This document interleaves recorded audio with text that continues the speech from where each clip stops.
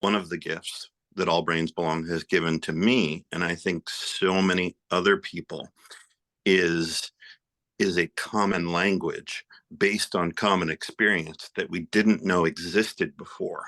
And when we can see ourselves reflected in the stories of other people, we become more okay with ourselves. Smoothing out the rough edges of my experiences and of my perceptions. I'm less harsh on myself. I'm less sharp with myself, right? It's exposing me to people being so beautifully raw and authentic because the space allows that. And I can't think of many spaces in life that allow for people to come together in this way and kind of like this radical act of trust. Which then gives us the opportunity to learn from each other's experiences and to really value and feel valued by each other and feel a lot less alone and a lot more hopeful. And so it ends up feeling like a community more than a medical practice. What do you mean healthcare can be like this? You like to say it's all the things. And this is like, there are two words and people are like, oh yeah, I get it.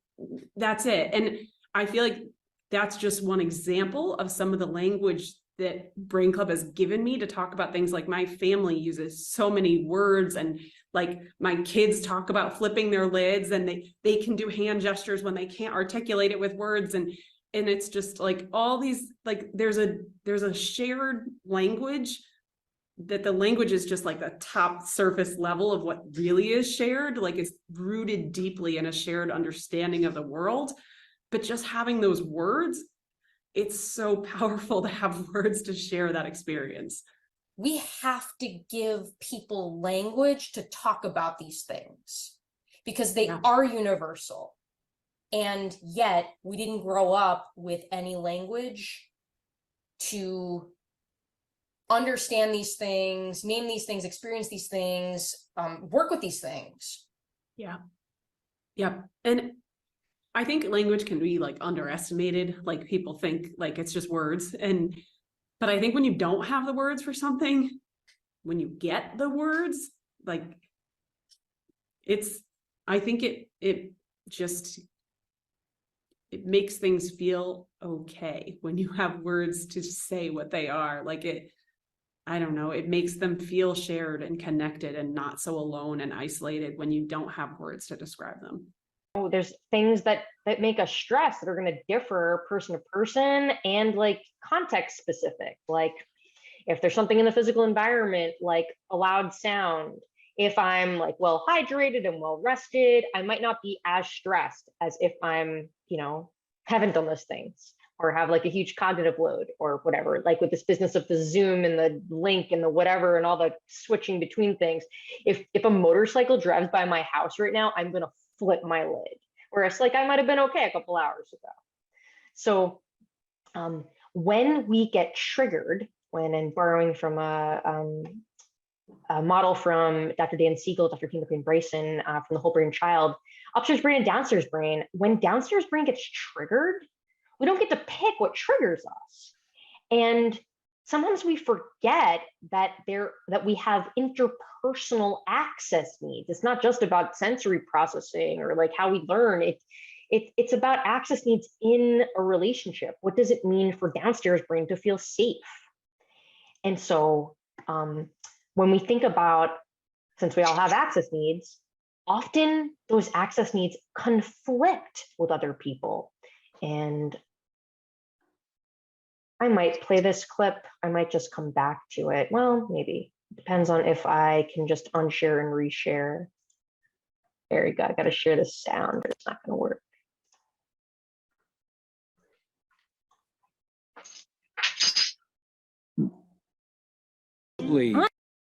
Oh, we can invite all 12 of your brothers to stay with us. No. Of course we have the room. I don't know, some of them must... Slow down. No one's brothers are staying here. No one is getting married. Wait, what? May I talk to you, please? Alone? No. Whatever you have to say, you can say to both of us. Fine. You can't marry a man you just met. You can if it's true love. Anna, what do you know about true love? Well, more than you. All you know is how to shut people out. You asked for my blessing, but my answer is no. Now, excuse me. Your Majesty, if I may ease No, your... you may not, and I think you should go.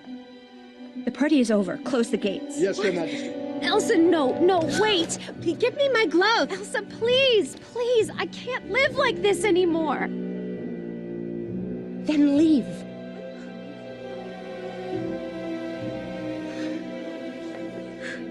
What did I ever do to you? Enough, Anna. No, why? Why do you shut me out? Why do you shut the world out? What are you so afraid of? I said enough!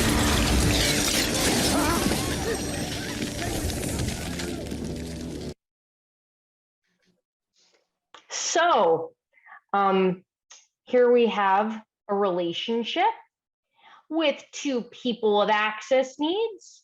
One is looking to assert them by taking space. One has foot on the gas with an access need to communicate right here now. Boom, that didn't work out so well. I'm curious, anybody else ever experienced conflicting access needs in an interpersonal interaction? Get some nods. Relationships are hard. Hi, Matthew. Are you raising your hand to say yes? I have conflicting access needs in interpersonal interactions, or did you want to say something? Yes, Mel. Yes. Double yes. Yes. Conflicting access needs, but also trying to interpret those needs in a way where the other party makes sense, can understand you too as well. It's just, it goes both ways. Huh. We might look pretty similar. And then once we were getting a comfy blanket from Costco, and they have like 2 types of super soft blankets. And for some reason, one of them was really comfortable to me and the other one was really comfortable to him.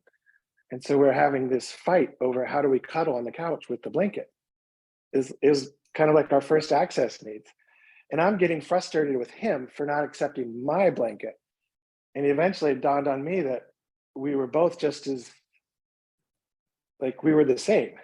But it's very real. Like, my soft blanket is prickly to him, his words, and his soft blanket, I can say, yeah, it's soft, but it doesn't make me feel good. The biggest, most important things for me has been coming to see both my child's brain and my brain through a strengths-based lens, like really focusing on the amazing strengths and benefits of having a neurodivergent brain, and utilizing those and building those and honoring those and celebrating those rather than focusing on what's wrong. So do you talk about access needs, sensory needs, etc.? Like, do you talk about that explicitly with your kids? I try to. I'm still learning how to do that. Yeah. But yes, I do. I talk about, well, if they want the lights on, maybe we'll turn them on, but usually they're fine with it, and sound like, I just try to find the right way to say, if it's okay to be loud, because sometimes I'm loud too. I can't really regulate my voice volume, but it needs to be like more farther apart for me because it's hurting me. Because it actually hurts, if you're screaming. And I'm not talking like screaming in fear or pain or something. I'm just like, kids just like to scream. Right. Sure. Right. I mean, you're teaching them about conflicting access needs. I think if all humans understood conflicting access needs, we would have a lot less chaos in the world. I think being in a neuro-mixed family, there is this ableist assumption that like neurodivergent folks have access needs and neurotypical folks don't. And I think just coming to an understanding of you have needs, I have needs, all of our needs are valid, and recognizing my own has helped me not make my other people in my life feel so othered by their needs, by kind of owning mine and using that as a communication tool to talk about mine and talk about theirs. And I think it helps me not place blame on one person for their needs, to kind of recognize what my own are and I think that's been really helpful in reshaping the way that I think about my family and the way that I think about like the needs of each person in my family as being all important and all priorities and all equal in what they are. But I think when you only name the needs of one or two people in your family, it automatically creates tiers. And I think having words for access needs and starting to know what those are, A, helps them be met, and B, helps make me better at meeting other people's needs. People who were supposed to feel familiar never did.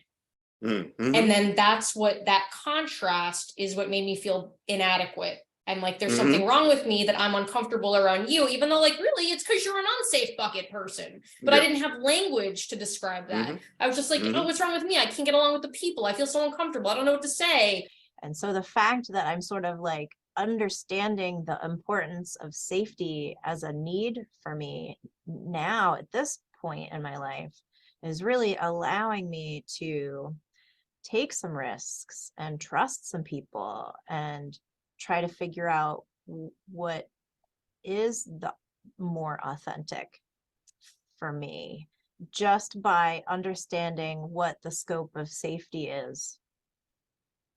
It's like if I consciously think about it, it makes it easier. And then I don't get upset with myself for why did I do that? You know? Right. Cause I'm just like, I'm such a loser who like can't do the birthday party thing. Yeah. Cause it's like, that's the old narrative. That's like, Yeah, the narrative exactly. of an unrecognized Exactly. neurodivergent person. That's like what we tell ourselves all the time. I could actually go to, you know, like a cocktail party. And if no one knew anyone, I was fine.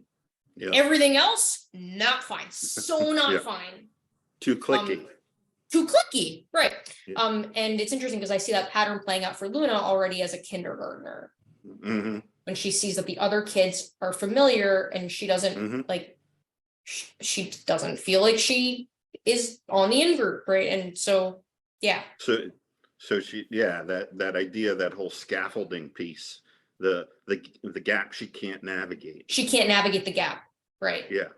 Yeah. But if there's like an adult who is facilitating, you know, being like a central figure who's facilitating a game where everyone has a role and the expectations are clear, and it's like there's some structure to it, like that's fine. She'll play those games. The research says that the opposite of belonging is fitting in, because you are changing yourself to fit the norms of the already established group.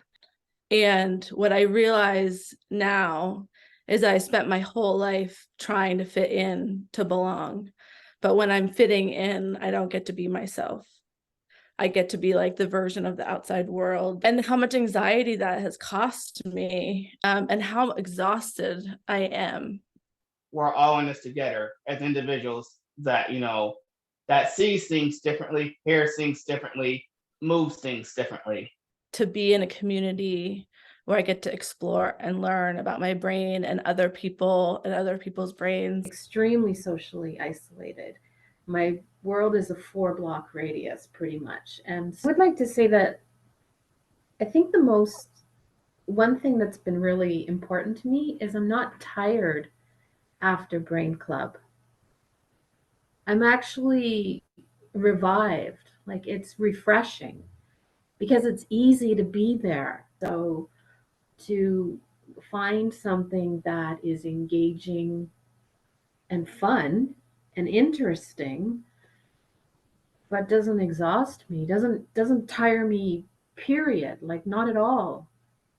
It gives me spoons, if anything, you know, and forks and some knives and a ladle. I would say, honestly, the other patients, like, it's really nice. Like, there's never a sense of, oh, I feel weird contributing, or I feel like the odd one. There's always a sense of belonging, even if we don't know each other, because we all know realistically we're here for like similar things, adjacent things, because really it kind of is all the things. Your body is not just one system, you know, independent from another. It's one very interesting, very cool, but very finicky machine. So I'm going to share some quotes from another community member. Ground rules. There's something very reassuring about that way of grounding us each time as we begin. And I think we heard that from several folks in the video. Normalizing diversity, no right way to participate. I feel liberated by being accepted as I am, say, because I'd rather respond to questions in writing, or knowing that I can be fully present in a session of Brain Club without having to say anything. Reading the chat box is evidence of the heartful and mutually supportive sparklings of insight that are constantly happening, but without the spoken words that tend to dominate most group discussions. Reflections on connecting with other Brain Club participants. I learned so much from hearing other Brain Club participant stories, sometimes because I recognize in them things I experienced myself, sometimes because of just appreciating the variety of ways people can be in the world and still belong. This one. I end up more open to the wholeness of myself and others inside and outside of Brain Club.